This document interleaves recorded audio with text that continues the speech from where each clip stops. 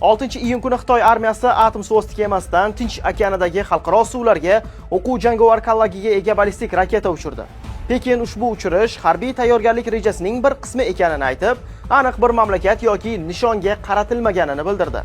Rasmiylar raketa belgilangan suvlarga tushganini qo'shimcha qildi, ammo joylashuv va raketa turi haqida ma'lumot bermadi. Tahlilchilarning fikricha, Xitoy harbiylari katta ehtimol bilan yadroviy kallak tashishga mo'ljallangan yangi avlod qit'alararo ballistik raketasi Zhulang 3 ni sinovdan o'tkazgan. Ushbu raketa 2025-yil Pekindagi harbiy paradda namoyish qilingan edi.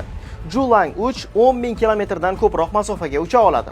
Bu esa xitoyliklarga o'zining qirg'oqlaridan turib AQShning materik qismiga zarba berish imkonini beradi. Xitoy qo'shnilarini raketa uchirishdan biroz oldin ogohlantirgan. Shunga qaramay Avstraliya, Yaponiya va Yangi Zelandiya o'z xavotirlarini bildirdi.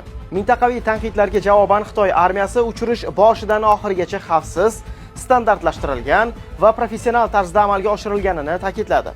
Xitoyning dengizga uzoq masofali raketalarni uchirishi kamdan kam kuzatiladigan holat. Xitoy oxirgi marta 2024-yilda qit'alararo ballistik raketani sinovdan o'tkazgan edi. Ushbu so'nggi sinov ham Xitoy butun mintaqada harbiy faolligini oshirayotgan bir paytga to'g'ri kelmoqda.